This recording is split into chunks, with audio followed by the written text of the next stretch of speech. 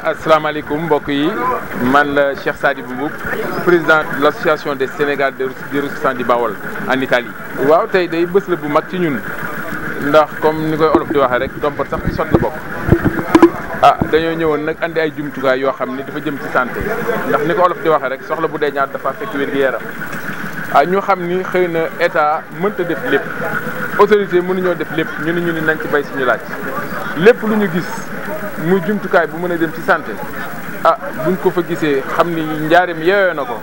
ñu fexe lépp ba jéem ko fee andi loolu daal mooy suñu taxawaay. waaye jumtuwaay yi mën nañ nit lu mot ci téeméeri lal la njëkkoon nañ joxe 15 joxe waat 74 muy des lits orthopédiques yoo xam dafay ànd ak porte perfusion ensuite muy des lits roulants nga xam ni surtout pour accueil la loolu nag mu doon lu ñu xeeb lool. bien que lim bi takku na ndax biñ ñëwee def ko ci hangar bi daanaka xaju ci woon waaye ñun jàpp nañ ni lu ñu def du doy lu ñu def rek du doy rawatina nag pour soulager la souffrance des Diourbellois. waaw joxe bi dañoo ni rek ku ci ne nañ la compal ndax gars yi def nañ visite de proximité pour xam aussi les besoins parce que jox nit lal boo xam ne du koy wéer amul solo te am na ñeneen ñu ko yittewoo moo tax mu amoon benn travail préalable boo xam ne def nañ ko doxantu ci poste de santé yi xool ku ci ne sa besoin. certes mënuñoo satisfaire besoin yëpp mais fexe nañ ba kenn niilul. waaw loolu de la ñuy ñaan di ci tàllal loxo nag waa képp kuy fils de Diourbel nga xam ni yaa ngi à l'extérieur les Diourbellois de l'extérieur de la diaspora ñu ngi leen ciy tàllal suñu loxo ndax lii pour ñun commencement rek la ndax pour ñun defaguñ dara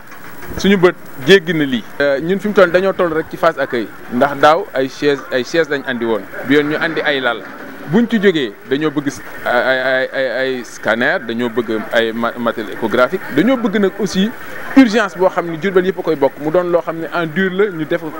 suñu partenaires yi. parce que adduna bi fi ñu toll nii pratiquement partenariat rek mooy dox te tubaab yi pare nañ pour accompagner ñu dama koy faral di wax nii fi muy jógee du fa jeex te fi mu jëm si du fi doy waaw te ñoom li leen ñoŋal liñ soxla mooy ñu am feedback xam ne lii ñuy joxe population bi ñu ngi ciy bénéficier wu te foog naa lu ni fàng kenn du ko jeex ñun ñoo ko gisandoo lal yaa ngi nii ngeen di seen te lal moom ku koy andi foog naa ni ñaanoo kenn ku bénéficier wu mais dafa mënta ñàkk ndax prévention la. waaw dañ ñëwoon ñun dañuy cibler les couches les plus vulnérables te xam nañ ni li jigéen dafa doon couche boo xam ni surtout la femme enceinte lu doy waar la. ñu ne nag naka la ñuy def ba jàppale leen ndax daan nga gis fii jigéen joo xam day toll diggante ba mucc te du mës a def visite prénatale ñu ne naka la ñuy def ñu ne nañ leen jënd ay ticket nga xam ni ñoom gratuitement dinañ jënd 50% dinañ def 50% pour au moins dimbali leen ñu mën a dem defi visite prénatale foog naa ne xale yooyu ñu jàppale woon def na 5 ans ñi ngi dox seen i soxla kon loolu jàpp naa lu am solo la. lim bi 1800 femmes la woon. dañoo demoon ci poste de santé comme ni ñuy def rek parce que ñun duñu làmbatu dañuy dem ci le médecin chef régional souvent mu boole ñoog le médecin chef départemental ñu boole ñoog ak les techniciens de la santé bu ko defee ñu xam le besoin fan la ndax loo xam-xam sàmb gën laa xam boppam.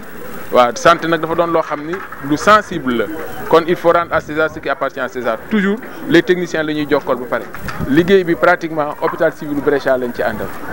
muy ñooy suñuy partenaire bi ñu gisee ñoom liñ ñuy jox fi ñu koy def ba léegi duñ xaar sax ñun ñuy def demande ñoom ñoo ñuy defal directement demande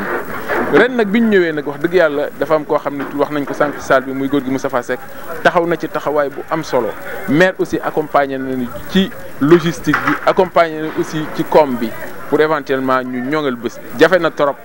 ndax man am na ci ñoo xam ne ñoo bokk association bi tey laa gisee ak ñoom ay jaayante la rek li ci ëpp ndax ñun gën ngaa bari les membres actifs motuñu 15 personnes jaayante la rek li bu doon ay cotisation mensuelle mënu ko dañuy jékki-jékki bagage bu bari ñu dajale ko dem démonter ji port bi dafa jafe c'est très compliqué fi mu toll nii ñi nga am ay matelas mais matelas yi mënuñu ko andi ndax port bi da koy tere te lal joxe ay lal te joxe ay matelas amul benn sens da ngay gis ñoo xam ne seen i basang la ñuy jëli seen kër ñiy jëli seen i mère gàddu seen i kër te ñu mën ñoo may ay matelas yoo xam matelas yu bees tàq la am ndax surtout jamonoy Covid bi ñoom commande bi ñu defoon dafa bari woon am na ci yoo xam ne man finalement même du point de vue logistique fu ñu koy denc dañuy am problème sama garage daa mujj dindi ñu def ko fa. nguur sax rôle am mooy mu accompagner ñu def les lignes guides mais pratiquement amuñu benn répondant ku ci ne nag wax nañ ko même les autorités diourbelloises pour ñu am lenn li sax pour ñu am écoute sax jafe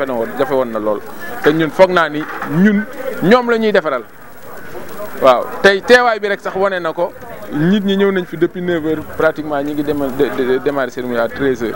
kon daf ci am loo xam ne aussi foog ñu conscientiser ci nguur gi nga xam ni dañuy def ni ñuy accompagner ni ñu ko bëggee kon day yomb ci ñun yomb ci ñëpp.